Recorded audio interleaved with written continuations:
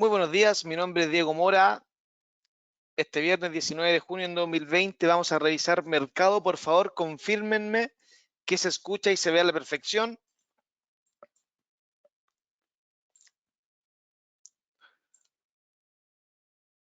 Perfecto.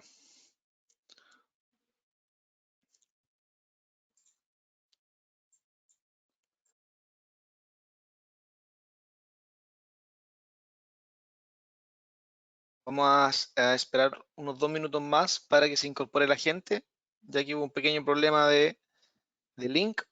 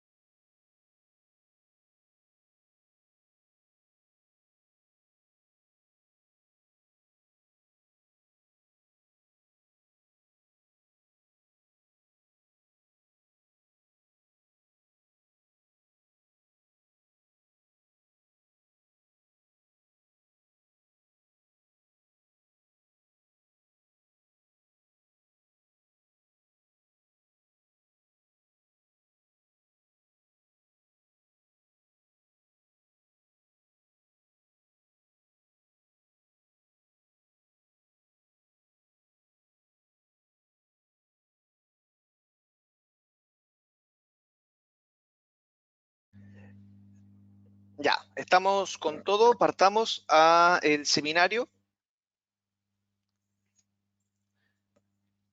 Lo primero es ver un poco de información fundamental. Al parecer el mercado está bastante optimista en China,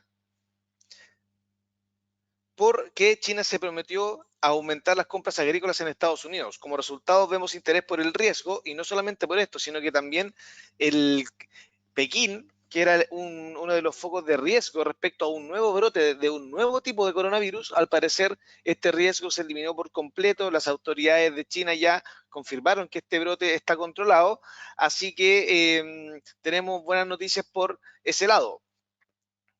Tenemos petróleo que ya recupera los $40, y yo siempre les sugiero que lean esto, porque son resúmenes bien completos,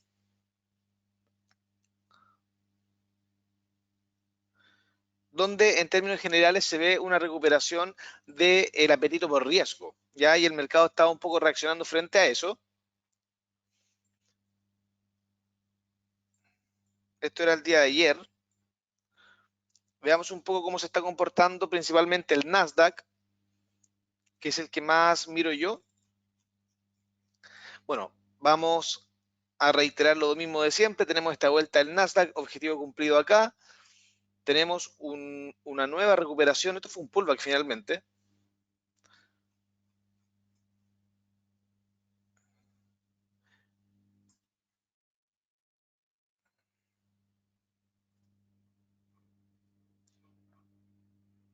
Bueno, el día de ayer fue bastante complicado. Ya lo voy a reconocer, porque el día de ayer se dio durante el día una figura que son personalmente las que más me complican a mí, que es cuando empieza a aumentar la volatilidad, cuando la distancia entre mínimos, cuando empezamos como a ver en el mercado tanto mínimos crecientes como mínimos decrecientes como máximos crecientes. Que es esta situación cuando empieza a aumentar la volatilidad para luego reducirse. ¿Ya? Hay dos formas de operar de esta manera. Cuando ya el mercado empieza a perder volatilidad y empezamos a ver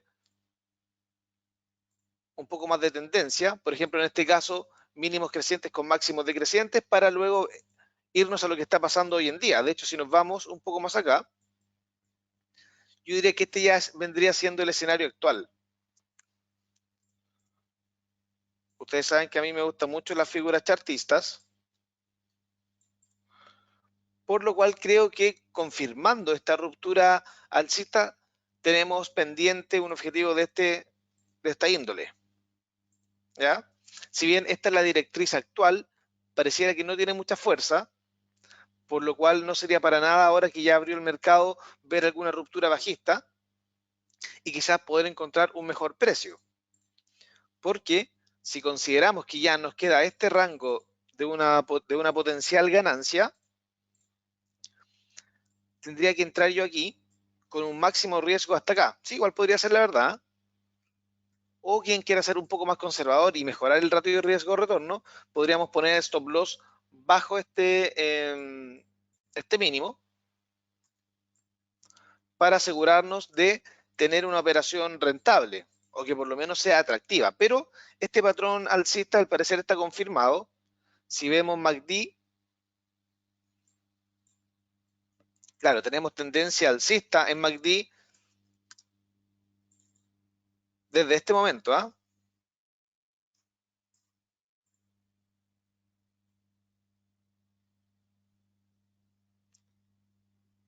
Los consejeros económicos de la Casa Blanca reiteran las expectativas de que el desempleo baje en junio, ya, lo cual es una buena noticia.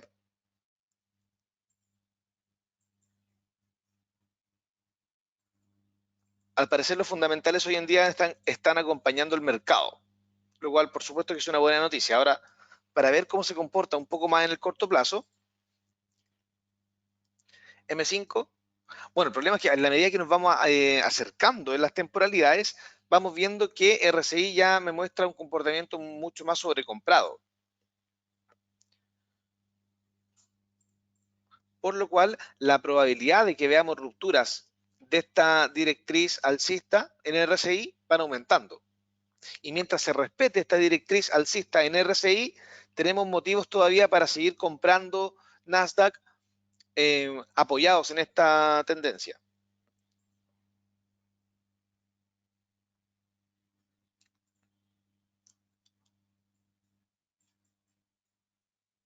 Me gusta este arranque del Nasdaq con objetivos en los 10.177.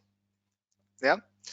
Vayamos, bueno, a otros instrumentos, echémosle un vistazo al Bitcoin, que como era de esperar, no logró romper fácilmente la zona de los $10.200 por Bitcoin. ¿Ya? De hecho, considerando esta alza que tuvo el Bitcoin de 149%, lo más lógico es ver algún retroceso por lo menos hasta el 23% Fibonacci. Me refiero a que lo más lógico es que el Bitcoin retroceda, que ya lo hizo acá, de hecho llegó casi el 38, pero está recién rompiendo directrices, así que es de esperar que ahora tengamos algún retroceso por lo menos hasta los 7.900 a modo de pullback y ya veremos ahí lo que...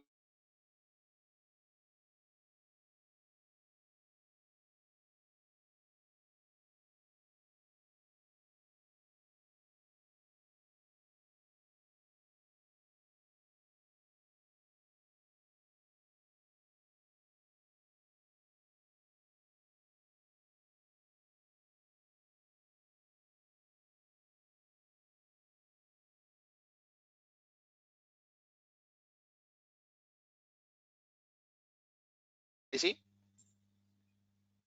Ahí sí, sí, estamos de vuelta, ya, perfecto. Les comentaba que, bueno, aquí en el SP500, si lo vemos en M15 o M5, al parecer los patrones son mucho más ordenados y tenemos este estilo de triángulo o incluso,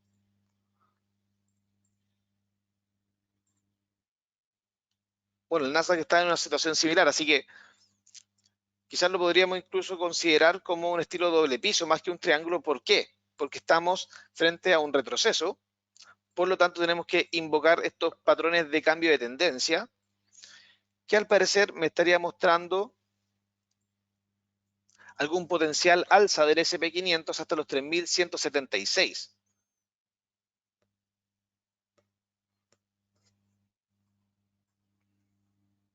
Como mínimo, ¿cierto?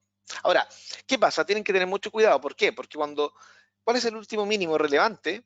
Yo consideraría el último mínimo relevante como este, realmente. Desde aquí parte el ciclo. ¿Y qué ocurre? Si se dan cuenta, las tendencias se van acelerando. ¿Y qué pasa cuando las tendencias se aceleran? Hay una probabilidad muy alta de un pullback agresivo. Entonces, ¿qué pasa? Considerando que tenemos posibilidades de alza en S&P 500 hasta acá, bueno, me parece que no estamos tan tarde, ¿eh? A diferencia del Nasdaq, que probablemente debe estar retrocediendo. Ah, no, debe estar en lo mismo. ¿Qué pasa? Cuando tenemos subidas demasiado verticales sin ninguna corrección, la probabilidad de pullback aumenta demasiado. Entonces, ¿qué pasa? Si alguien quiere entrar con un mejor ratio riesgo-retorno, tiene dos posibilidades.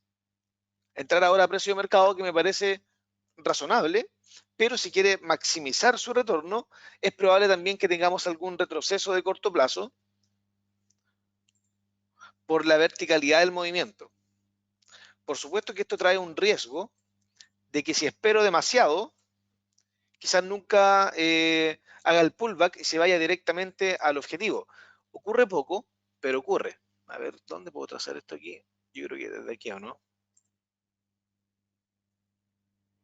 Ahí. Bueno, la verdad es que pareciera que la tendencia alcista sigue sólida.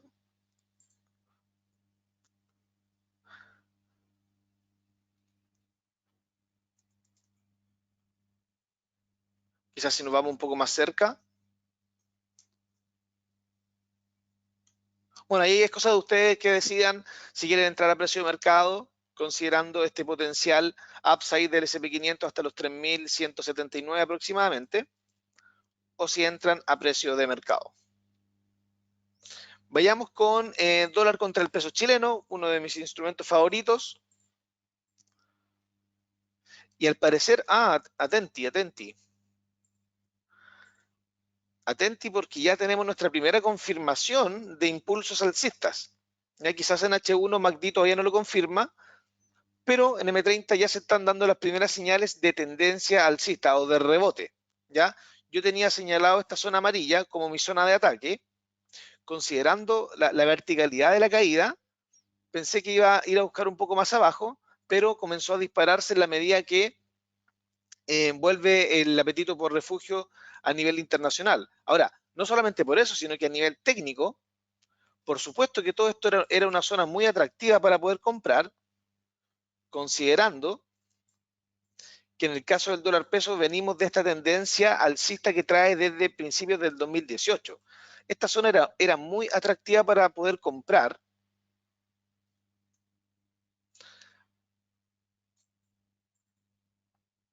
Aunque yo sería aún cauteloso. No creo que este movimiento sea completamente definitorio, se vaya a romper todas las directrices, pero sí ya tenemos nuestro primer patrón, ¿cierto? Y un poco similar a lo anterior. Fíjense esta subida de dólar de 5% sin corrección, no creo que se mantenga así, ¿ya? Si bien, si alguien quisiera entrar ahora a precio de mercado e ir a atacar nuevamente a esta tendencia bajista, bueno, ¿cuál es el mínimo anterior? El mínimo anterior vendría siendo este de acá, y si queremos poner bien un stop loss, tenemos que tratar de coincidirlo sí o sí con dejarlo abajo del mínimo anterior y está muy arriba el precio. Por lo tanto, creo que está demasiado sobrecomprado. Por lo tanto, ahí ya va a depender de cada uno si quisiera entrar a precio de mercado para ir a buscar ese objetivo o si en realidad creo que sería más razonable quizás esperar algún retroceso a esta zona para poder mejorar nuestro ratio de riesgo-retorno y que quede por lo menos 1:1, ¿ya? Ahora, para ver un stop loss quizás un poco mejor, ¿qué tal si trazamos nuestra directriz desde el mínimo hasta acá? Y si no hay pullback, podríamos ya, o si yo apuesto a que no va a haber pullback, me podría animar, esto me quedó muy arriba, me podría animar con un stop loss pensando en una entrada a precio de mercado con un stop loss bajo la directriz. O sea, en el fondo yo he apuesto que el dólar está muy agresivo al alza Y si pierde la directriz, que vendría siendo la primera señal bajista, me retiro. Pero tienen que ir definiendo, ¿ah? Y esto por supuesto que tiene que estar en la misma línea de su política de riesgos. Todos ya tienen escrita o por lo menos memorizada su política de riesgos, espero que sea. Todos tienen una política de riesgos. ¿A qué me refiero con política de riesgo? Me refiero, yo no voy a arriesgar más allá del 3% del valor de mi balance en cada posición. Yo voy a operar con un ratio de riesgo de retorno cercano a 1 a 2, 1 es a 3. Por ejemplo, yo voy a operar siempre y cuando tenga pullback en los movimientos y no voy a operar solamente porque está subiendo. Todos tienen memorizadas esas reglas mentales.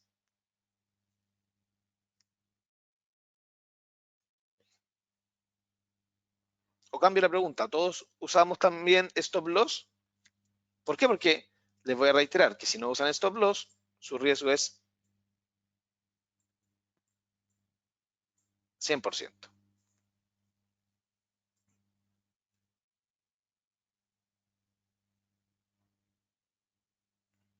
Ya, perfecto. Oro, a ver cómo va el oro. Bueno, cumplió lo que habíamos dicho el viernes pasado. De hecho, esto fue el viernes pasado, ¿no? O hace 2 viernes, creo. ¿Qué pasó? Teníamos este soporte, habíamos comentado que al llegar acá teníamos dos posibilidades. La principal posibilidad, que está aquí con amarillo, y la posibilidad menos probable, o el escenario menos probable, que en el fondo es el cambio de tendencia. Recordemos que los cambios de tendencia ocurren con menos probabilidad que la continuación de la tendencia, y es efectivamente lo que está ocurriendo con el oro. Ya tenemos varios objetivos marcados con el oro. En primera instancia, creo que nuestro principal objetivo vendrían siendo los 1793.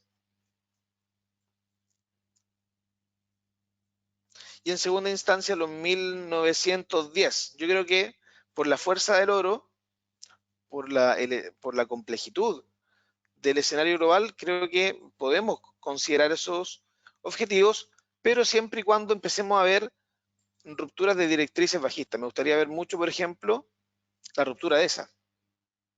¿Por qué? Porque en el fondo, si se rompe esta directriz, podemos comenzar a activar algunos escenarios más ambiciosos.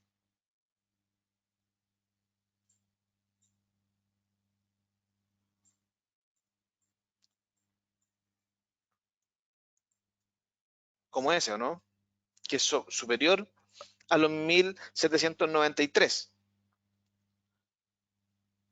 Ahora, esto podría ocurrir siempre y cuando tengamos rupturas claves de resistencias clave, por ejemplo esa, y por supuesto esa. ¿Ya? En la medida que se vayan rompiendo estas resistencias, vamos activando estos escenarios. ¿Ya? Ahora, seguramente RSI algo me está confirmando. Seguramente RSI algo me está proyectando. Recordemos que RSI es un indicador que suele adelantar las rupturas. Funciona muy bien como eso.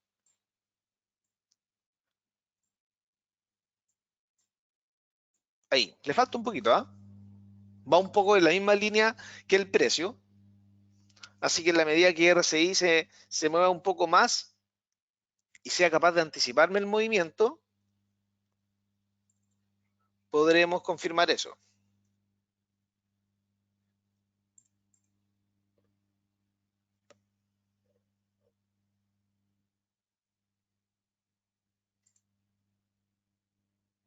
No, en H1 no. Creo que en H4 es donde más podemos ver esa conclusión.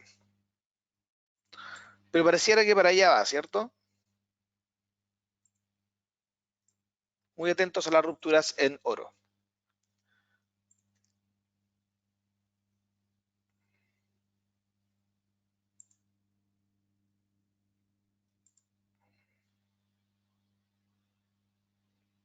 Alguien me preguntaba por la libra. Veamos la libra. Tendencia bajista brutal en libra. Bueno, a ver, ¿qué pasó aquí?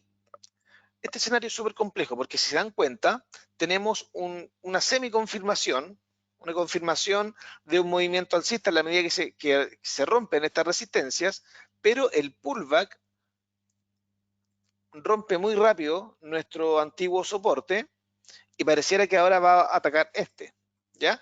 Ahora, esto es súper complicado de analizar. ¿Por qué? Porque es una posición en contra de la tendencia. Las posiciones en contra de la tendencia por lo general tienen menos fuerzas que las que son a favor. Y acá tenemos que estar atentos a ciertas cosas.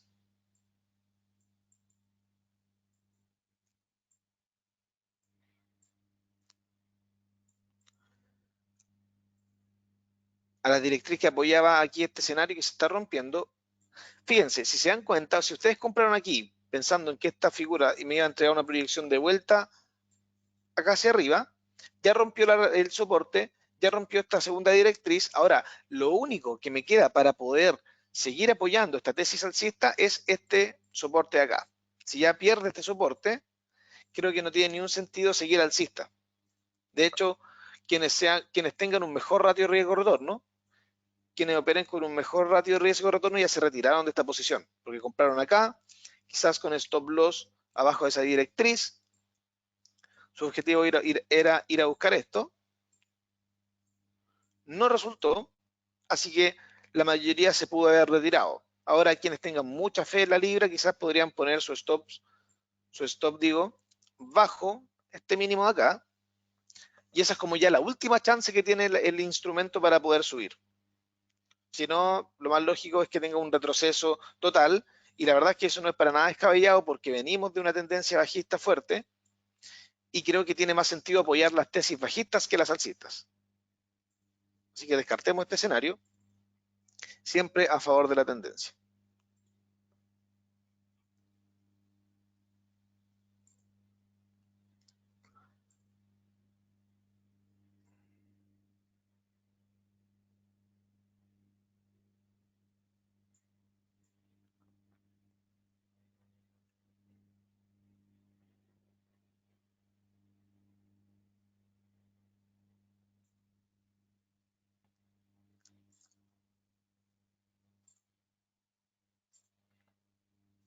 DAX alemán, a ver qué ocurre aquí. Bueno, obviamente mucha relación con los principales índices de Estados Unidos.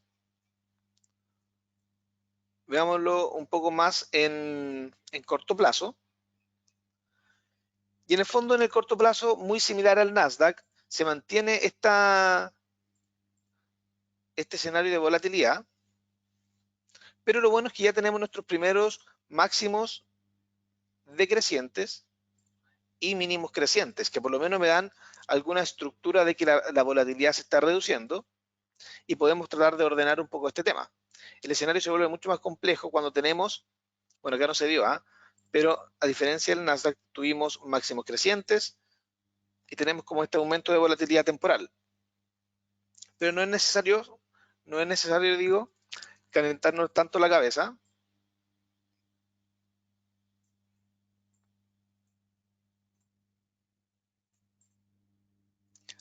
Atentos a este techo que es bastante grande, pero ya yéndonos un poco más en el corto plazo, podemos seguir con este mercado lateral. El mercado de renta variable está muy lateral, lo cual nos permite también ir tomando posiciones de ping pong, o sea, vendiéndonos en las resistencias y comprándonos en los soportes. ¿Ya? Aunque yo, por supuesto, le daría mayor preponderancia a los soportes, puesto que en índices de renta variable venimos con un fuerte impulso alcista. Entonces, comprar en los soportes en la medida que tengamos, incluso si yo estoy haciendo transacciones de corto plazo, si tengo impulsos de corto plazo o confirmaciones de vela incluso, me podría animar con compras en la medida que vaya viendo leves confirmaciones. ¿Ya? Así que eso, chicos, ha sido el seminario del día de hoy. Muy atentos a la renta variable que está agarrando fuerza nuevamente. Muy atentos a la confirmación de doble piso en dólar peso. ¿Ya? Recuerden siempre respetar su ratio de riesgo retorno y nos estaremos viendo el próximo viernes en otro seminario de apertura. Que estén muy bien, saludos.